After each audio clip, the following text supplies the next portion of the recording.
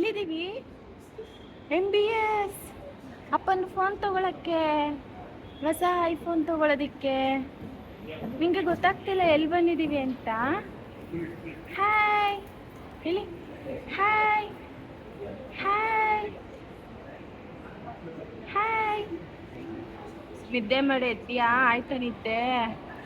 Full ಆಗಿಲ್ಲ ಅಲ್ಲ ನಿದ್ದೆ? ಫ್ರೆಂಡ್ಸ್, ನಾನಿದೀಗ MBS ಅಲ್ಲಿರೋವಂಥ ಆ್ಯಪಲ್ ಶೋರೂಮ್ನ ತೋರಿಸ್ತೀನಿ. ಇದು one of famous apple showroom ಅಂತಲೇ ಅನ್ಬೋದು. ಇದನ್ನು ಫ್ಲೋಟಿಂಗ್ ಆ್ಯಪಲ್ ಶೋರೂಮ್ ಅಂತಲೇ ಕರಿಬೋದು, ಯಾಕೆಂದರೆ ನೀರೊಳಗಿದೆ.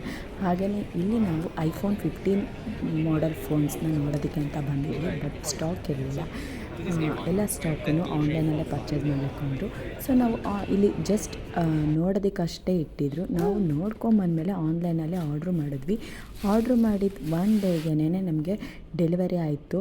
ಸೊ iPhone 15 ಪ್ರೋನ ನನ್ನ ಹಸ್ಬೆಂಡು ಅನ್ಬಾಕ್ಸ್ ಮಾಡ್ತಾಯಿದ್ದಾರೆ. ಫೋನ್ ಅಂತಲೂ ತುಂಬಾ ಚೆನ್ನಾಗಿದೆ. ಅವ್ರು ಮುಂಚೆ ಯೂಸ್ ಮಾಡ್ತಾಯಿದ್ದಿದ್ದು ಐಫೋನ್ನೇನೆ, ಬಟ್ ಅದು iPhone 12, 13 ಮೇ ಬಿ ಅನಿಸುತ್ತೆ. ಅದು ತುಂಬಾ ದೊಡ್ಡದಾಗಿತ್ತು. ಈಗ ಅವರು ಒಂದು ಸ್ವಲ್ಪ ಪಾಕೆಟ್ ಫ್ರೆಂಡ್ಲಿ ಇರಲಿ ಅಂತ ಹೇಳಿ ಅವರು ಒಂದು ಸ್ವಲ್ಪ ಚಿಕ್ಕ ಮಾಡೆಲ್ನ ಸೆಲೆಕ್ಟ್ ಮಾಡಿಕೊಂಡ್ರು. ಫೋನ್ ಕಲ್ಲರ್ ಇರ್ಬೋದು, ಫೋನ್ ಇರ್ಬೋದು, ಎಲ್ಲವುದು ಅಲ್ಟಿಮೇಟ್ ಆಗಿದೆ. ತುಂಬಾ ಚೆನ್ನಾಗಿದೆ ಫೋನು.